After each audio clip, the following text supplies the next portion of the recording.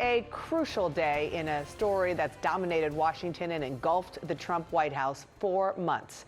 In the next 12 hours, the DOJ is required by law to release the government's files on convicted sex offender Jeffrey Epstein. But Democrats are already crying foul.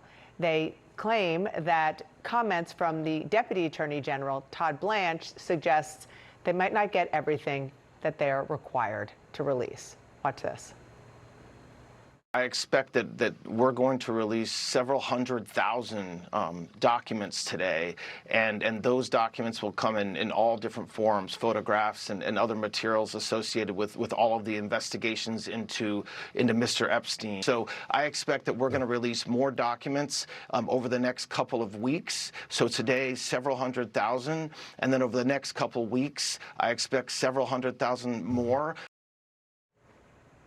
Now, according to the law signed by President Trump, the DOJ is required to release all the Epstein files by midnight. Not some, not most, all.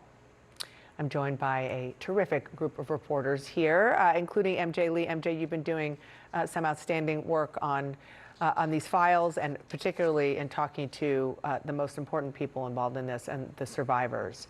What's your sense in talking to sources about what we expect and when we expect it? Yeah, you know, first of all, I mean, I was at least glad to have at least a general sense of the scope of what we will see today. A couple 100,000 documents is what Todd Blanche said.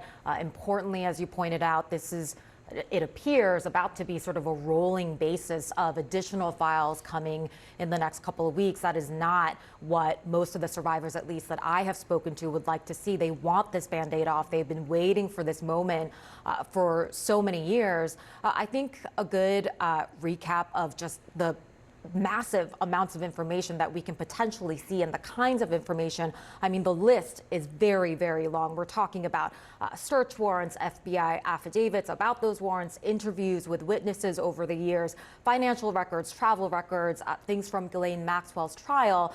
In general, Pam Bondi can't just hold something back because she thinks, well, this is too sensitive or this might be embarrassing to X, Y, and Z people. However, there are a couple of categories of information where some information can actually be held back. We're talking about identifiable information about Epstein victims, anything related to child sex abuse, physical abuse, anything that could hurt national defense, though how they're going to actually define that, we don't know. And then importantly, anything that could hurt an ongoing investigation. And a reminder, President Trump himself has ordered up an investigation into individuals, institutions that he's not fond of. So there are potential sort of loopholes that could allow the DOJ to withhold information. We just don't know what information is going to be withheld. Yeah, and of course we're hearing that the big holdup, there are a lot of documents. I think we should start there. It's a lot of information. There are a lot of redactions that need to happen.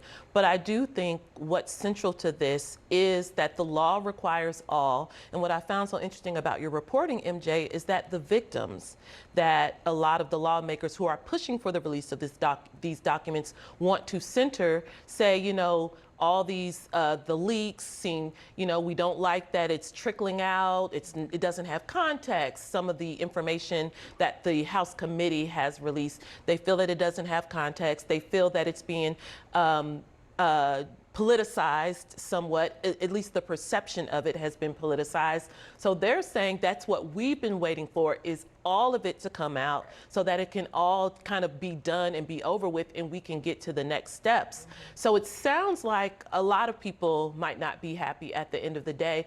Adding on the Republican voters who for years have been pushing for the release of these files, and they've been hoping Donald Trump would do this. They may not be satisfied either. That's what I was going to say. This is a really, I think, key personal and political moment for President Trump. He's promised to release these files. There was loud, outspoken base of support amongst Republicans who wanted to see this moment happen. And I think, you know, maybe by the end of the day tomorrow we'll have a sense of whether or not this actually adds fuel to the fire and people feel unsatisfied, or if it actually quiets down that demand that so many voters have had. I want just to kind of recap a little bit of some of the things that President Trump has said over, I don't know, the past year plus about the Epstein files and whether they should be released. But yeah, I'd be inclined to do the Epstein. I'd have no problem with it. Are you still talking about Jeffrey Epstein? Are people still talking about this guy, this creep?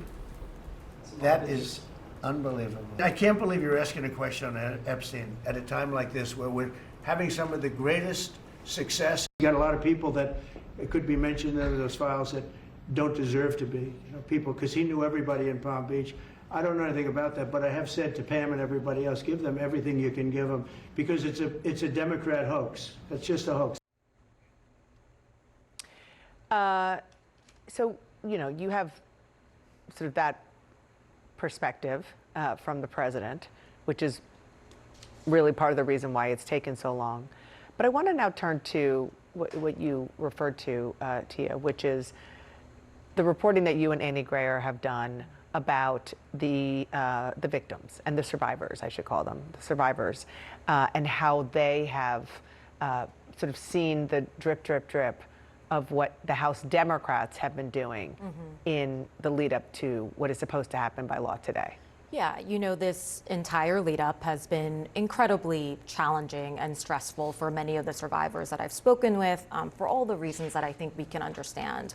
Not knowing what they can anticipate, not knowing when they're going to turn on the news and see something that could be triggering. And I think one thing that has been really frustrating and hard for them to stomach has been the slow rolling coverage of the documents and photos being made public by Democrats on the House Oversight Committee. And the reporting that I have with Annie is that there was actually a private meeting with female House Democrats earlier this week where the survivors on this video call told the lawmakers, this is really hard for us. The fact that, maybe every couple days, every once in a while, without any kind of heads up, we see, random photos, it feels like, that are being made public. This is really stressful, and it causes that trauma sometimes to resurface over and over again. And yet Democrats did just that again yesterday. Just that again yesterday. So does that mean they weren't listening? Well, I think what's interesting is that according to our reporting, some of the House Democrats on that call made clear that they shared in that frustration, that they certainly don't want to see victims and survivors being re-traumatized. At least that's what was conveyed. And they even said, we're going to go to Robert Garcia and make sure that we take to him your concerns. But as you point out, we saw another round of it yesterday. Yeah, I think it goes to show you, as you were just telling me, that, the difference of having women speaking about an issue that in this case has largely impacted women, and then the men who are in charge, maybe not having the same sensibilities. That's something that just came to my mind when you were talking. But I also think Democrats are in a, politically speaking, Democrats are trying to kind of hold up that this is an issue for Republicans, that they do have information that's not being released. I think they're trying to feed the beast, because at the end of the day, we know there is a lot of public interest in this.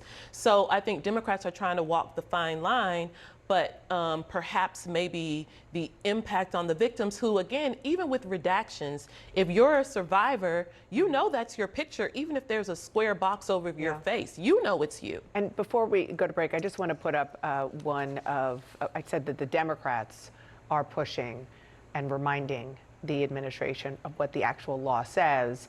Massey, who was one of the lead Republicans pushing for the Epstein files to be released, just put this on social media. It's the part of the law that actually says not all of these documents, not some, but all of these documents should be released.